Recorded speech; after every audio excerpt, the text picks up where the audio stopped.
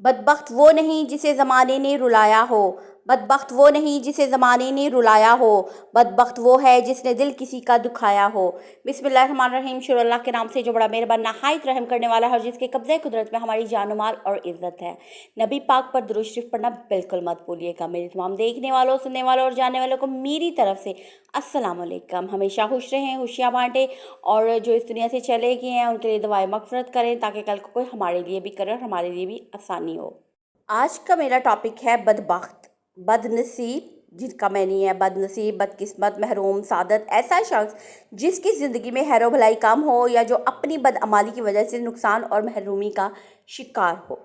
بدبخت عورتیں اور بدبخت مردوں کی نشانیاں۔ ایسی عورتیں جو اللہ کی نعمتوں کی مسلسل ناشکری کریں اور ہر وقت شکایت میں رہیں، شوہر، والدین، اولاد یا دوسروں کے حقوق جان بوجھ کر پامال کریں، غیبت، چغلی، جھوٹ اور تہمت کو معمول بنا لیں، تکبر کریں اور دوسروں کو حقیر سمجھیں، اپنی زبان سے دوسروں کے دل توڑیں اور پھر احساس ندامت بھی نہ ہو، حسد کی وجہ سے دوسروں کی خوشی برداشت نہ کر سکیں، ظلم کا جواب ظلم سے دیں اور اصلاح کی کوشش بھی نہ کریں، گناہ پر اصرار کریں اور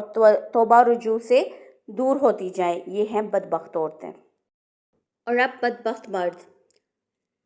اپنی بیوی، بچوں یا والدین پر ظلم کرے، اپنی ذمہ داری سے جان بوجھ کر فرار اختیار کرے، غصے، تکبر اور سخت مزاجی کو اپنا معمول بنا لے یا اپنی شخصیت بنا لے، حرام کمائی، جھوٹ، ہر وقت جھوٹ، دھوکے یا خیانت میں مبتلا ہو، عورت کی عزت اور حقوق کو پامال کرے، دوسروں کی کمزوری سے فائدہ اٹھائے، دوسروں پہ تہمت لگائے، دوسروں کے کندھے پہ رکھ کر بندوق چلائے، نماز، ذکر اور اللہ کی یاد سے غافل ہو کر گناہوں کو معمولی سمجھنے لگے۔ لیکن ایک اہم بات یاد رکھیں، کسی عورت یا مرد کو صرف اس لیے بدبخت قرار دینا درست نہیں ہوتا کہ وہ مشکل حالات سے گزر رہا ہے، غریب ہے، طلاق یافتہ ہے یا اس کی زندگی میں مشکلات ہیں۔ آزمائش بدبختی نہیں ہوتی۔ اصل بدبختی یہ ہے کہ انسان کو حق معلوم ہو، پھر بھی جان بوجھ کر ظلم، گناہ، تکبر اور نافرمانی پر قائم رہے اور اللہ کی طرف واپس آنے سے انکار کرے۔ قرآن ہمیں یاد دلاتا ہے کہ انسان کی کامیابی کا تعلق اس کے نفس کو پاک کرنے سے ہے۔ یقیناً وہ کامیاب ہوا جس نے اپنے نفس کو پاک کیا، اور وہ ناکام ہوا جس نے اسے آلودہ کر دیا، سورۃ الشمس میں۔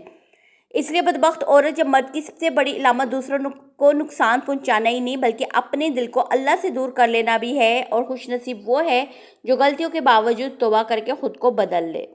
بہت افسوس کے ساتھ ہمارے یہ معاشرے کا ایک اہم دوہرا معیار ہے کہ اکثر جب کوئی عورت گھر میں مشکلات پیدا کرے تو فوراً اسے بدبخت عورت کہہ دیا جاتا ہے، لیکن جب کوئی مرد ظلم کرے اور بیوی کے حقوق پامال کرے، بد زبانی کرے، دھوکہ دے، جھوٹ بولے یا اپنی ذمہ داریوں سے بھاگے تو معاشرہ کئی بار اسے اتنی سختی سے نہیں پرکھتا، اس سے اتنی باز پرس نہیں ہوتی۔ حالانکہ اسلام میں معیار عورت یا مرد ہونا نہیں بلکہ کردار اور عمل ہے۔ قرآن پاک کہتا ہے، بے شک اللہ کے نزدیک تم میں سے سب سے زیادہ عزت والا وہ ہے جو سب سے زیادہ متقی ہے۔ یعنی کسی عورت کو صرف عورت ہونے کی وجہ سے بدبخت کہنا بھی غلط ہے، اور کسی مرد کو صرف مرد ہونے کی وجہ سے بری الذمہ سمجھنا بھی غلط ہے۔ بدبخت وہ نہیں جو مشکلات میں ہے، بدبخت وہ ہے جو ظلم کرے، حق مارے، ناشکری کرے، تکبر کرے اور اصلاح کی کوشش نہ کرے، چاہے وہ مرد ہو یا عورت۔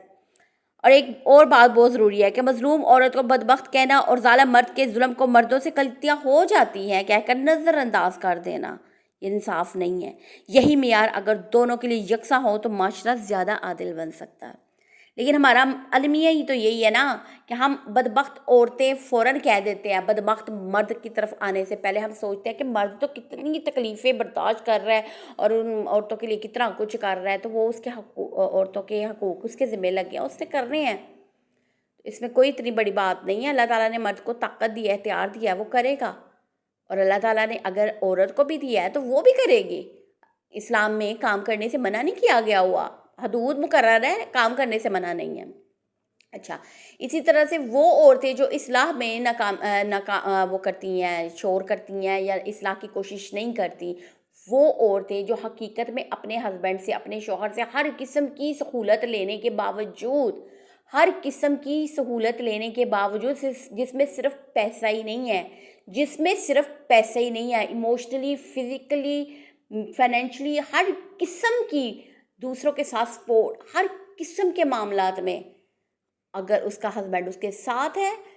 بالکل اس کے پریفر کرتا ہے، اس کے ہر وقت اس کے ساتھ ہے، تو پھر اگر عورت جان بوجھ کے اس کی حق تلفی کرتی ہے یا اسے جان بوجھ کے لوگوں کے درمیان رسوا کرتی ہے، تو ایسی عورت حقیقی معنوں میں بدبخت عورت ہے، کیونکہ وہ اس انسان کو اس لیے کر رہی ہے کیونکہ اس نے میرا کوئی کام نہیں کیا۔ ہر انسان میں ایکول نہیں ہوتا، مطلب اوپر نیچے ہوتے ہیں کسی معاملات میں، کسی نے زیادہ کر دیا، کسی معاملات میں کسی نے زیادہ کر دیا۔ انفیکٹ یہ تو اور بھی کتنے معاملات میں آتا ہے، وہ تو خیر میں بعد میں کروں گی، فی الحال یہ ہے۔ اور وہ عورت جو رجوع کرنا مطلب کس طرح سے کرے جب اس کے ہسبینڈ کا اس کے ساتھ کوئی کنیکشن ہے ہی نہیں، نہ فزیکلی ہے، نہ مینٹلی ہے، نہ فائنینشلی ہے۔ جی وہ دنیا کو ڈنڈورا پیٹ پیٹ کے بتایا جاتا ہے بھئی میں پیسے میں بیچتا ہوں، ہاں ٹھیک ہے الحمدللہ، مطلب وہ ایسا ہے۔ باقی ہر معاملات میں میرے سے بات نہیں کرو، مجھ سے پیچھے رہو، مطلب کسی معاملات میں اتنا نہیں ہے، اس کے ساتھ کارپوریٹ ہے ہی نہیں، سپورٹ اس کو کسی قسم کی ہے ہی نہیں۔ تو پھر خود سوچے کہ رب نے کیوں دور رکھا ہے ایسے مردوں کو، ایسی عورتوں سے رب نے کیوں دور رکھا ہے۔ وہ سمجھ آتی بھی ہے کئی لوگوں کے، لیکن اس کے باوجود بھی نہیں سمجھتے کیونکہ وہ مرد کو اعلیٰ کردار ادا کر دیا جاتا ہے، جبکہ رب نے حضرت آدم اور حضرت اماں حوا کو ایک جیسی سزا دی تھی۔ جب ان سے غلطی ہوئی تھی نا، تو رب نے دونوں کو کہا تھا کہ جاؤ، صرف ایک کو نہیں تھا کہا، دونوں کو سزا ملی تھی، اور پھر دونوں نے توبہ کی تھی، دونوں نے دعا مانگی تھی۔ اور جو انسان جانتے بوجھتے ہوئے بھی ایسی عورتوں کو بدبخت کہے گا، تو یاد رکھیں کہ رب کی لاٹھی بے آواز ہے، رب دیکھتا ہے، رب جانتا ہے کہ کس نے کس کو کس طرح سے کہا ہے۔ یہ رب کہتے ہیں نا بھولنے والوں میں سے نہیں ہے، رب بھولے گا نہیں۔ لہٰذا ہمیں الفاظ بڑے سوچ سمجھ کے نکالنے چاہیے الفاظ، اور میں بھی یہ کوشش کروں کہ یا اللہ میری وجہ سے کسی کو تکلیف نہ ہو، میرے الفاظوں کی وجہ سے اگر ہو رہی ہے یا ہوگی تو یا اللہ مجھے معاف کر دینا، کیونکہ میرا مقصد کسی کو ہٹ کرنا نہیں ہے۔ میرا بس مقصد یہ ہے کہ جو ہمارے ارد گرد یہ جو برائیاں ہیں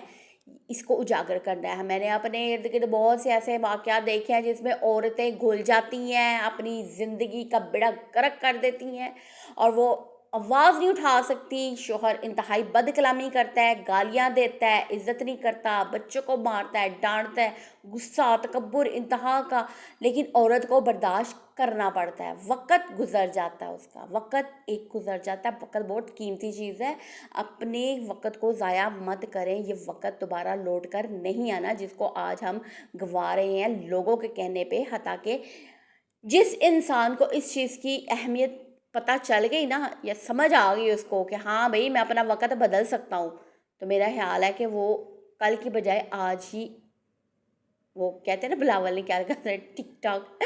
سوری، تو مطلب الٹی گنتی دوسروں کی شروع ہو جاتی ہے جس وقت اس کو اپنی سمجھ آ جاتی ہے، ٹھیک ہے، اور یہ حقیقت ہے۔ ایسا ہر عورت جو کسی بھی مرد کے جان بوجھ کر اس کے غصے کو برداشت کرتی ہے، اس کی گالیوں کو، تکبر کو، اس کے طنز کو، یا اس کے ریلیٹڈ رشتہ داروں سے وہ انتہائی تنگ ہو، اور حقیقتاً تنگ ہو، یہ نہیں کہ اپنے مفادات میں لے جائے، کیونکہ رب دلوں کے بھید جانتا ہے۔ یہ بات ہمیشہ زندگی میں یاد رکھیے گا کہ رب دلوں کے بھید جانتا ہے۔ اگر تو ہم جان بوجھ کے کسی کو نقصان پہنچائیں گے یا کسی کے بارے میں غلط کہیں گے، تو رب نے ہمیں چھوڑنا نہیں ہے، اور جس کو اس چیز کی گہرائی سے علم ہوتا ہے نا، وہ اگر ایسے کرے تو اس کی تو پکڑ دوسرے انسانوں سے 10 گنا زیادہ ہے۔ جیسے کہ ایک حافظ قرآن ہے جس کے سینے میں قرآن ہے، لیکن اس کے باوجود بھی وہ شراب پی رہا ہے، زنا کر رہا ہے، جھوٹ بول رہا ہے، سود کھا رہا ہے، تہمت لگا رہا ہے، چغلی کر رہا ہے، ناپ تول میں کمی کر رہا ہے، اور سینے میں قرآن ہے، قرآن پاک، تفسیر، تجوید، ہر طرح سے اس کو ترجمہ پتہ ہے، ہر طرح سے وہ بد دعائیں دے رہا ہے کسی کو، کسی کے مرنے کی، کسی کے اجڑنے کی بد دعائیں دے رہا ہے، کر رہا ہے نا۔ تو آپ خود سوچیں کہ وہ ایک عام انسان کی بخشش بڑی مشکل ہے، تو وہ انسان جو الحمدللہ حافظ قرآن ہے، یہ اللہ کے چنے ہوئے بندے ہوتے ہیں، ہر کوئی حافظ قرآن بننے کی سعادت حاصل نہیں کر سکتا، تو خود سوچ لیں کہ اس کا امتحان عام لوگوں کی نسبت ذرا کڑا ہے۔ اسی طرح سے اللہ کے چنندہ جو بندے ہوتے ہیں نا، اس پہ اللہ تعالیٰ زیادہ تکالیف ڈالتا ہے، یہ بھی یاد رکھیے گا، اللہ تعالیٰ اس پہ زیادہ تکالیف ڈالتا ہے، لیکن یاد رکھیں کہ اس نے